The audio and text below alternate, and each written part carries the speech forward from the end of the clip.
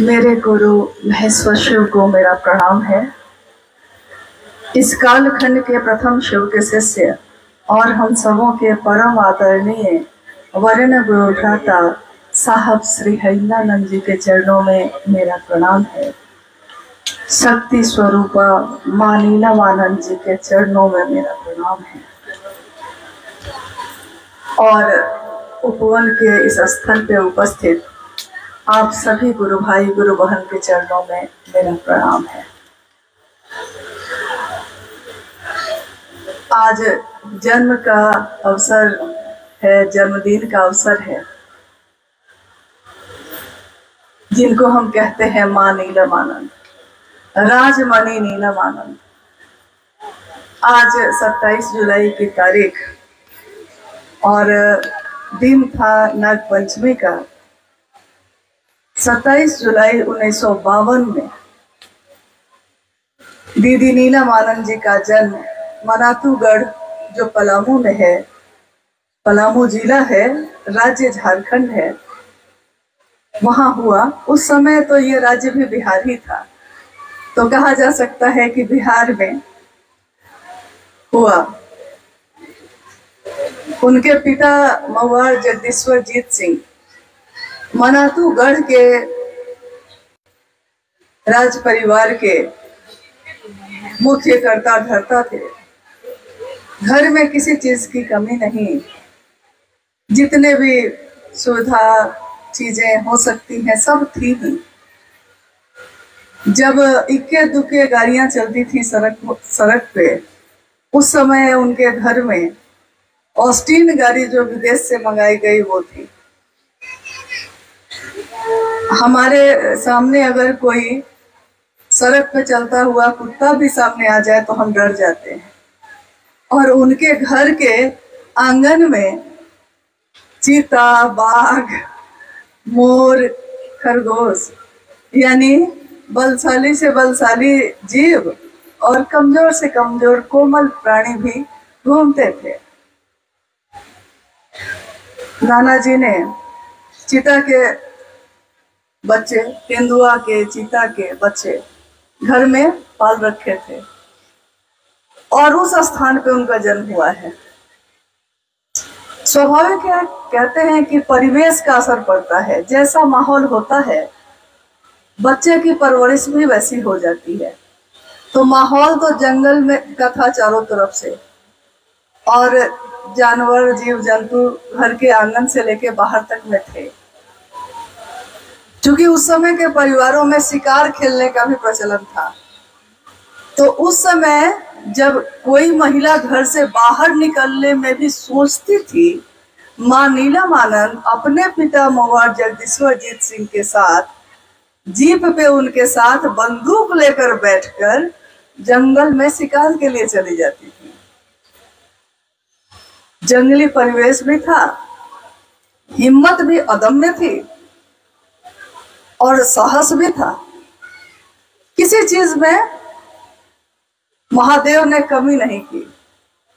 मैंने अपनी आंखों से देखा कि अगर घर में साहब का लाइसेंस वाली बंदूक थी तो माँ लोग 2 हाथों से पकड़ते और वो एक हाथ से। ठीक ही कहा मंडल सर ने कि उनके लिए मंडल सर को उठा के सोफा पे रखना कोई बड़ी बात नहीं थी क्योंकि एक हाथ से वो बंदूक थाम के सामने, निशाना भी चुकता नहीं था।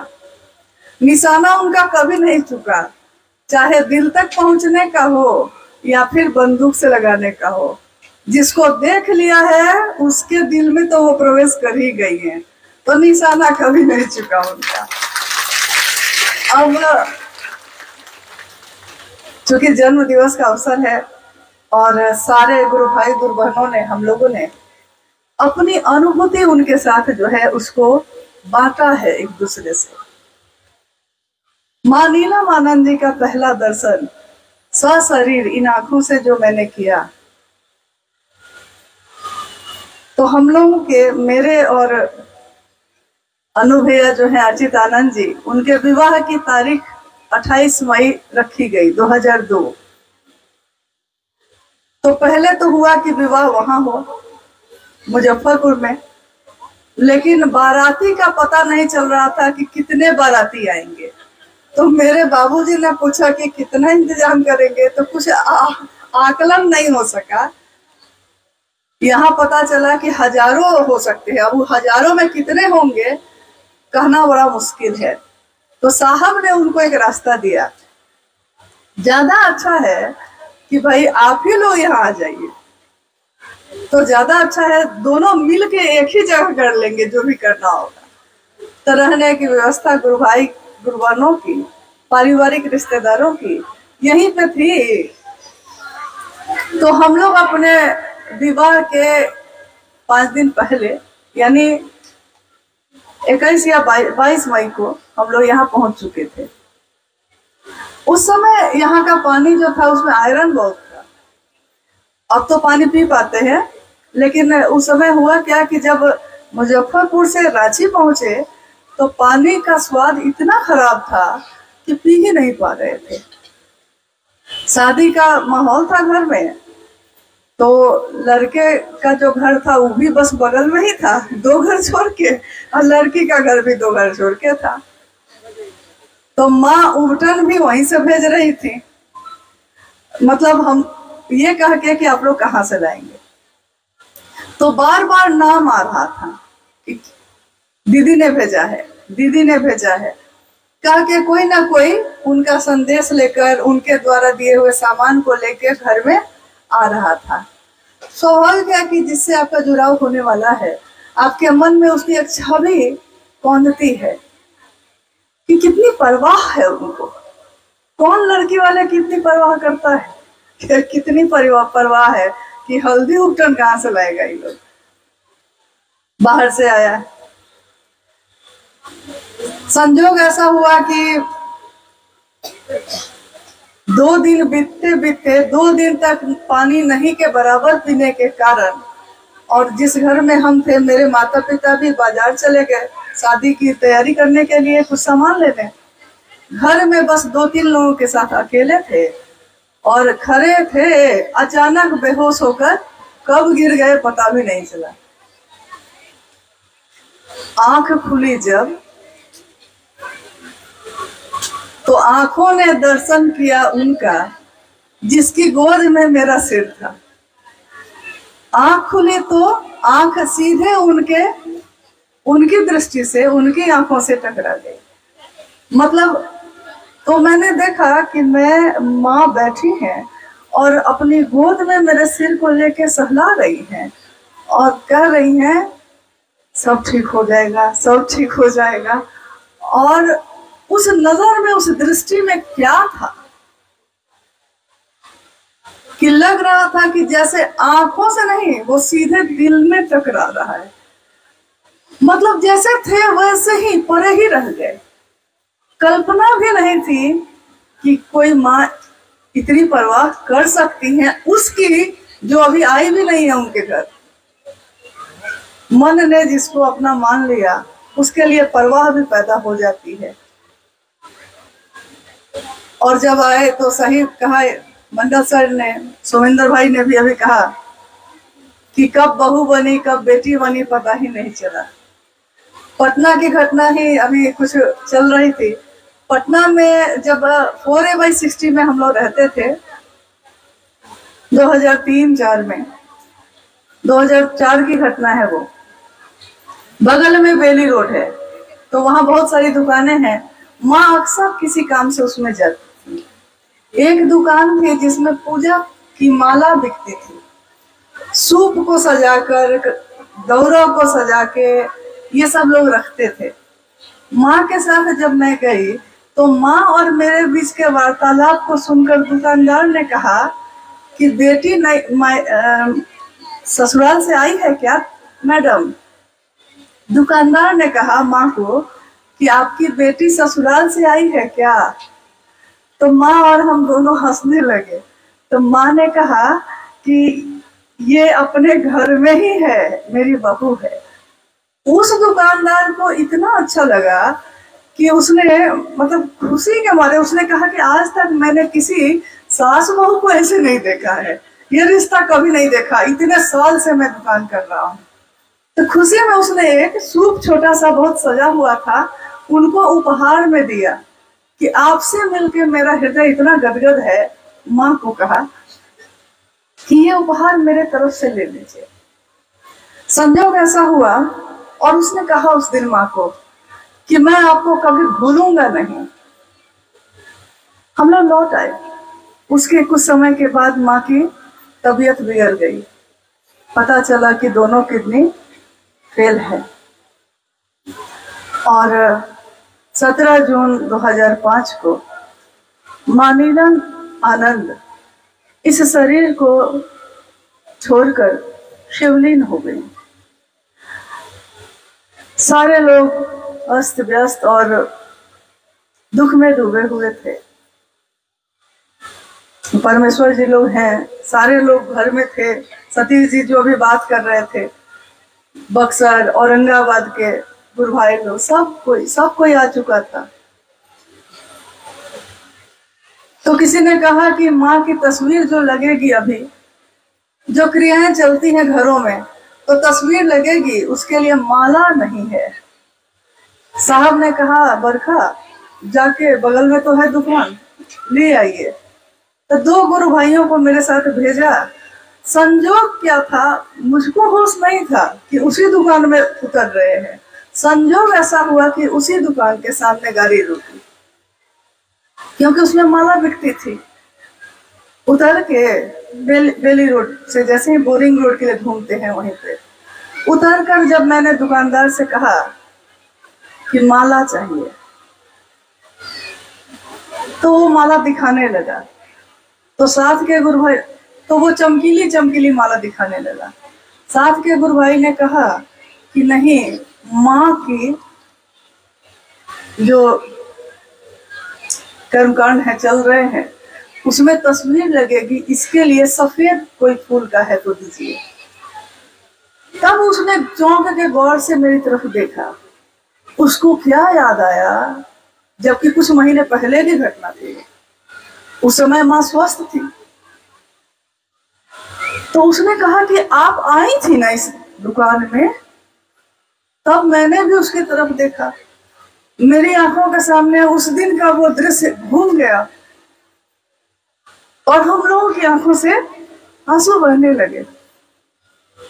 और आश्चर्यजनक ढंग से वो दुकानदार फूट फूट के रोने लगा। उसने कहा, इस देवी जैसी जो माँ है, इनका दर्शन मैंने जो किया है, ऐसी किसी महिला का दर्शन मैंने आज तक नहीं किया। और वो अब शरीर में नहीं है। यानी देखिए, उससे उनका क्या रास्ता, कहते हैं अपने बच्चों से माँ का रिश्ता होता है। उस दुकानदार से इनका क्या रिश्ता रहा? अपने आचरण से। गुरु आचार्येंद्र होते हैं, शिव गुरु है, शिव आचार्येंद्र है। अपने आचरण से गुरु ने सिखाया है जगत को, और अपने आचरण से साहब और दीदी ने भी सिखाया है हम लोगों को आचरण, कि दूसरों के लिए सहानुभूति हो दिल में। इंसान बनिए, पहले जीव बनेंगे तब ना शिव बनेंगे। माँ कहती हमेशा कि जब इंसानियत ही नहीं होगी, कोई जीव ही नहीं होगा, वो शिव कैसे बनेगा? शरीर में जीव है, शरीर में इंसान है, लेकिन पशु की तरह चेतना है, तो उस चेतना में शिव प्रवेश करेंगे कैसे? तो माँ कहते हैं कि अरे शिव का शिष्य बने हैं, शिव को गुरु बनाया है, तो पहले इंसानियत तो थोड़ी लाइए। कोई रोए तो आपकी आंखों में आंसू ना आया तो आपका दिल इंसान का नहीं है। कोई दुख में डूबा है और आपको सहानुभूति नहीं है उसके लिए, तो ये आपकी शिव शिष्यता नहीं है।